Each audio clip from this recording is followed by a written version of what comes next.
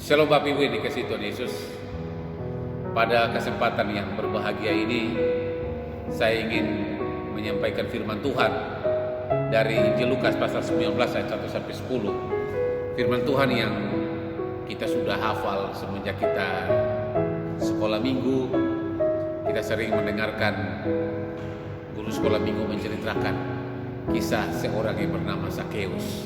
Nah, Bapak Ibu dikasihi Tuhan Yesus, kadang-kadang orang yang sudah lama menjadi Kristen, sudah percaya, sudah bahkan puluhan tahun dia menjadi Kristen, bahkan turun-temurun kehidupannya menjadi orang percaya atau orang Kristen, ternyata banyak juga hidupnya yang belum berubah.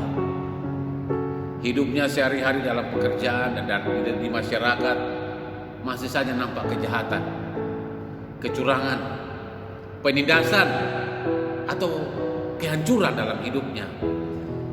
Jadi ada ketidakcocokan antara iman dan kehidupan. Nah, Bapak Ibu dikasihi Tuhan Yesus, mengapa hal ini bisa terjadi?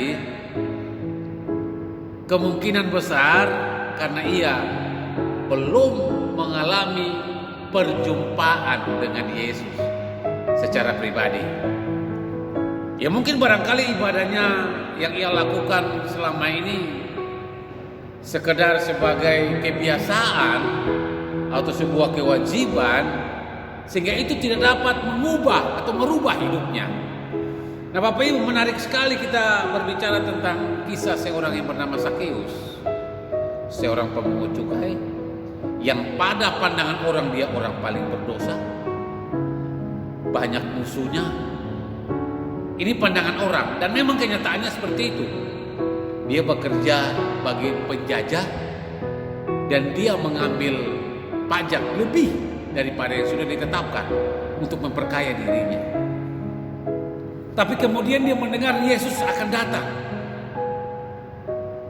dan dia dengan hatinya yang tulus mau bertemu, mau berjumpa dengan Tuhan.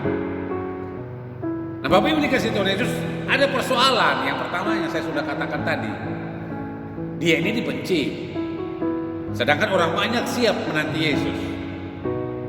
Bisa jadi dia akan dikeroyok, dia akan diejek, atau dia akan ditindas, karena sama-sama dengan orang banyak yang akan melihat Yesus.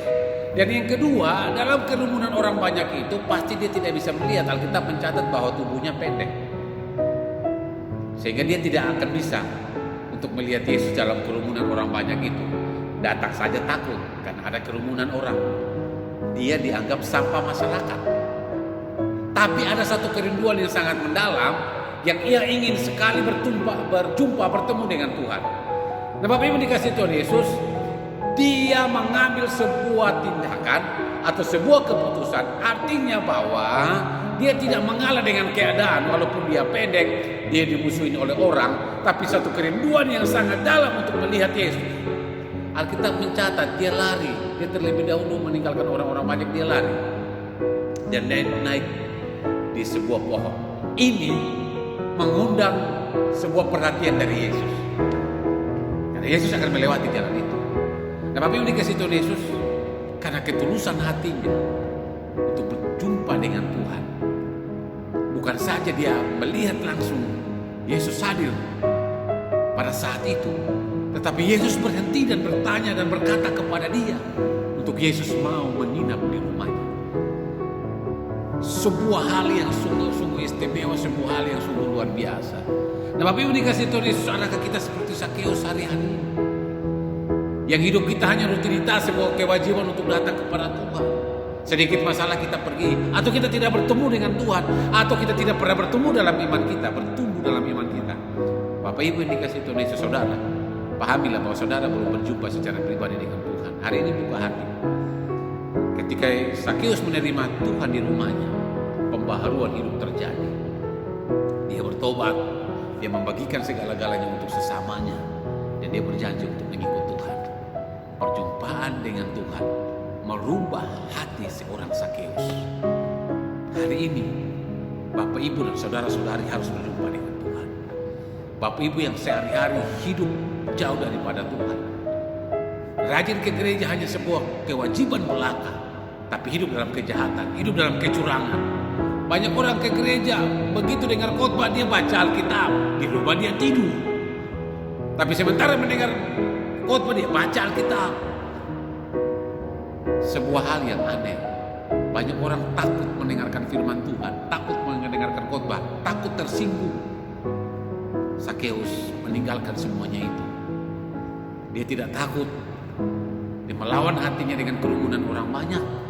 Walaupun dia cap sebagai sampah masyarakat, sebagai seorang pengkhianat, sebagai seorang pencuri, penindas, tapi dia mau bertemu dengan Yesus untuk merubah hidupnya. Dan itu terbukti. Saudara, apapun yang sedang saudara alami hari ini, saudara butuh berjumpa dengan Tuhan. Nah, bagaimana saudara mau berjumpa dengan Tuhan? Ambil waktu, ikut Dia, buka hati dan terima Dia. Arahkanlah hidupmu padanya, maka Anda akan diperbaharui. Jangan pernah takut untuk melangkah, karena Yesus selalu menyiapkan waktu untuk bertemu dengan saudara. Buka hati, terima Dia. Jangan pergi ke gereja sebuah kewajiban, tetapi sebuah kerinduan, rasa laut, haus dan lapar akan firman Tuhan. Maka Anda akan dipuaskan dengan hal-hal rohani yang luar biasa, karena Yesus mau tinggal di hati saudara. Ingat, Wahyu berkata, lihat, aku berdiri di depan pintu dan mengetuk pintu. Jika ada orang yang mendengar, maka pintu akan dibukakan. Masalahnya, pintu hati kita sudah sering kali diketuk, tapi kita menutup rapat-rapat. Karena kita takut tersinggung. Karena kita takut meninggalkan duniawi kita. Kehidupan duniawi kita sangat takut itu. Tetapi, mari, ada jaminan keselamatan. Jangan hidup dalam keinginan duniawi, karena ujungnya akan malapetaka. Tetapi hiduplah dalam kasih karunia Tuhan, agar kita diselamatkan. Serahkanlah seluruh kekhawatiran kehidupanmu kepada Tuhan. Yakin dan percayalah, Tuhan sanggup merubah hidupmu. Apapun yang Anda alami saat ini, Tuhan sanggup merubah dan memberkati hidupmu, kalau kamu datang kepada Dia dengan segenap hatinya. Selamat berkarya. Tuhan Yesus memberkati saudara. Amin.